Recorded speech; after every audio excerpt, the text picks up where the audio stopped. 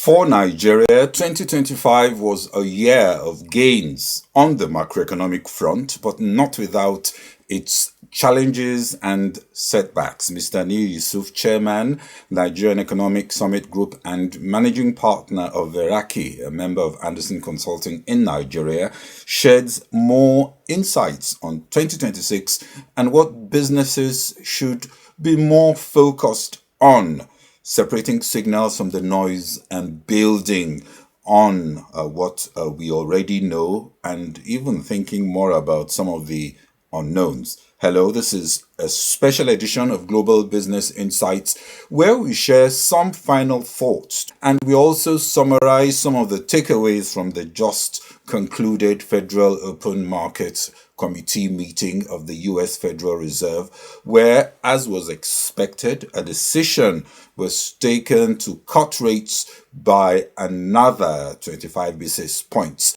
Right, so Nigerian businesses in 2026 will be an interesting year. I would say a year of volatility. We've seen growth, we've seen macroeconomic stability, but globally, the outlook for 2026 it's flat, from 3.1% projected by the IMF to as low as 2.3% projected by Goldman Sachs or 2.4% projected by the EIU.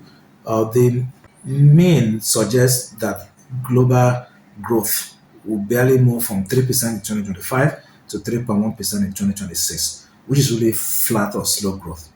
And that has been underpinned by a number of things. Rising political tension between the West and the East, between China and US, between Russia and EU and US.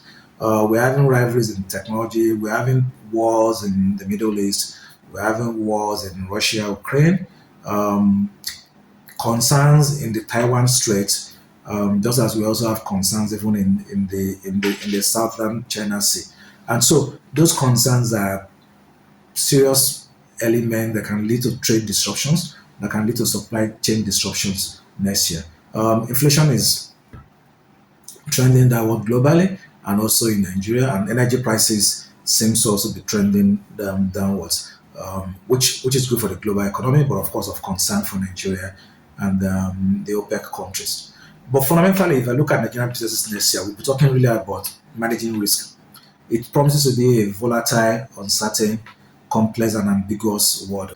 And next year, I'll say in terms of known risk, known unknown, and unknown risk. So what are the known risks? Known risks are those risks that we know and that we can then think of how we want to manage them. So we expect Nigeria's economic growth will be around the 4% range. Not yet the 7% that we desire, but slightly better than what we've recorded in 2025. So there will be economic growth. We also expect that inflation will continue to decline. Today is 16%, maybe we'll probably get under the 50% range.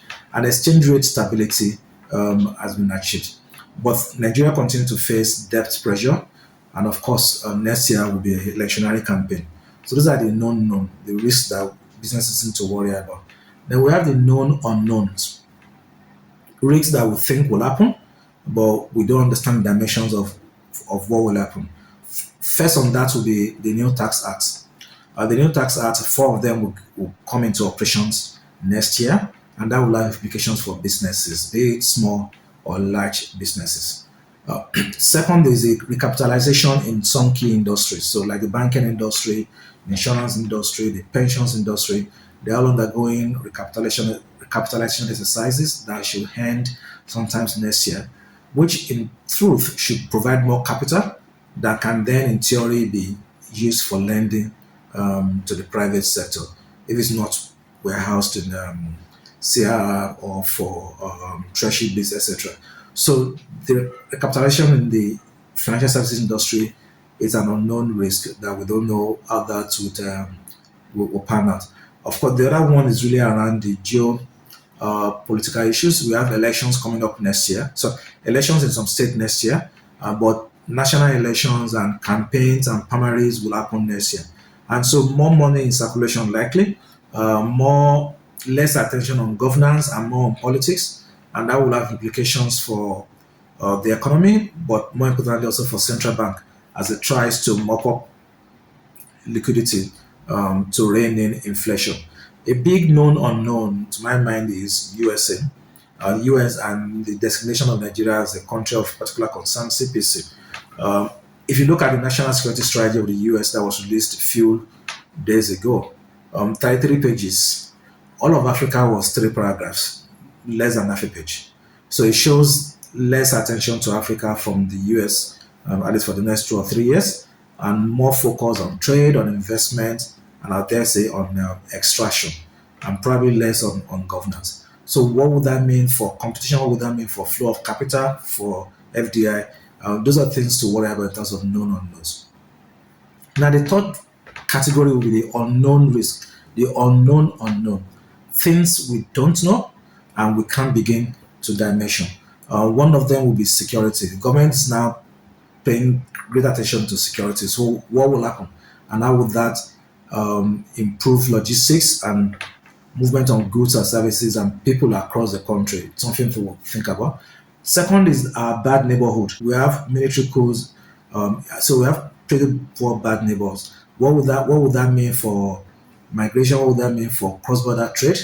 What would that mean for social cohesion and for businesses? It's something to think about. Irregular weather pattern, high temperature. What would that mean for the environment? What would that mean for logistics? Geopolitical issues, wars in the Middle East, the Taiwan Straits, South China Sea, India, Pakistan, Cambodia, Thailand. Very fragile, volatile situations in different corners of the world. And lastly, will be technology. AI and the implications of technology in terms of disruptions to businesses, people, jobs, commercial flows. Those are things to really worry about. So for me, looking at 2026, it's a dimension around those unknown, and the unknown known risk. And so what should businesses do? And the next year will be about operational resilience. How do you present yourself to be operationally resilient and to withstand shocks from a supply chain point of view, from an infrastructure, from a people point of view. And next to that is scenario based planning, right? So you've got to plan based on scenarios. What can go wrong?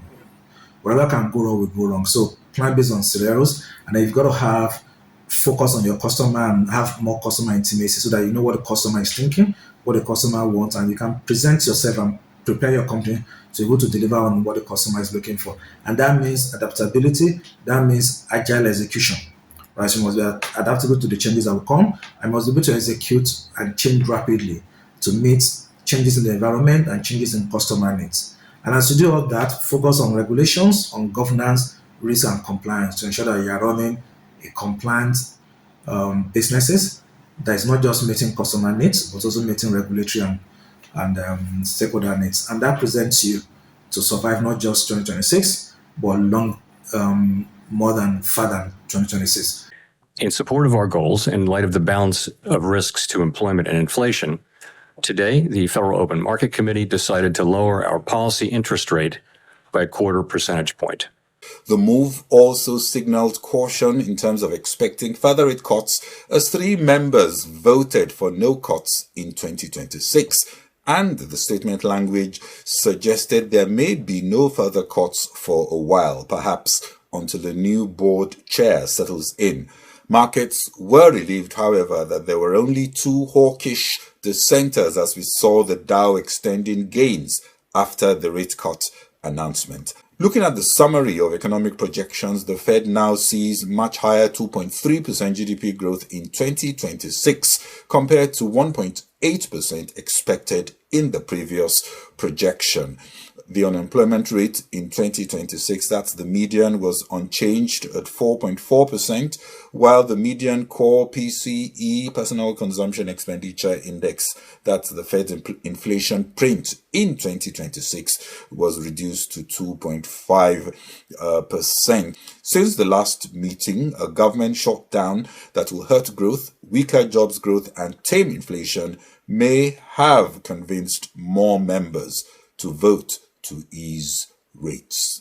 Still on central banks, we could get the Bank of England Monetary Policy Committee meeting on the 18th of December, delivering a 25 basis points rate cut, lowering the base rate from 4% to 3.75%. The European Central Bank, ECB, is widely expected to keep interest rates unchanged at its own meeting next week. Some final thoughts on 2025 and what we could expect in 2026.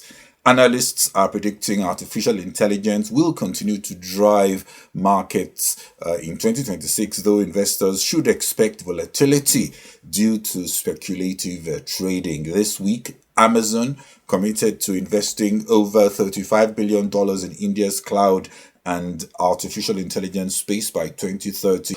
Wall Street is expecting double-digit gains for US stocks in 2026, even with concerns over big tech spending and an AI bubble. As AI becomes cheaper, more disruption is likely. Trump announced Nvidia can export H200 AI chips to approved buyers in China, provided the US gets 25% of revenue. Increased competition from companies, however, like Amazon and Alphabet may reshape the market as efforts to lower AI costs spur innovation. Bitcoin's future remains somewhat uncertain despite initial institutional interest and some supportive policies. Its price is still hindered by weak fundamentals and a cautious market, with many long-term holders selling. While 2026 may bring more clarity and pro-crypto measures, it's still uncertain whether this will prompt a vigorous recovery. In 2025, we saw more merger deals surpassing $10 billion, a trend that is expected to continue into 2026. The looming battle for Warner Brothers Discovery in 2026 could become Hollywood's most intense since Disney's $71 billion acquisition of 21st Century Fox in 2019. Paramount has launched a hostile takeover attempt for Warner Brothers Discovery, offering an all-cash bid of $30 per share, valuing the company at $108.4 billion. Meanwhile, Netflix is already seeking regulatory approval for its own $83 billion purchase of the studio. Should Paramount's late-stage merger proposal proceed, it too would attract close regulatory scrutiny. The prospect of a Netflix merger raises more antitrust concerns, with Trump already highlighting potential competition issues. Netflix contends, however, that the streaming and visual entertainment market has expanded and now includes platforms like YouTube and TikTok, making its own market share much less dominant. Politically, Trump is likely aware of the growing influence major streaming and content companies have over voters, and may be reluctant to see Netflix strengthen its grip. And of course, increased scale gives Netflix potential cost advantages and dominance in content creation, potentially making it almost impossible to challenge. And for Africa in 2026, as it experiences both attempted and thwarted coups, there is a clear need to address underlying challenges. Leaders within ECOWAS have declared a state of emergency throughout the region in response to recent insurgencies and growing security concerns. To move forward, Africa should prioritize comprehensive reforms aimed at fostering economic growth, reducing poverty, and enhancing governance, as well as cross-border security intelligence. 2026 in Africa should focus on fixing the backguarding and uprooting the unsightly weeds, such as corruption. Well, that's it on this final edition of Global Business Insights in 2025. Thanks for watching. I'm most appreciative of our esteemed guests who shared their experience on this platform and the many remarks of encouragement that we got. This is Bode Oshosami. Merry Christmas, enjoy the holidays, and we will be back in January. Bye-bye.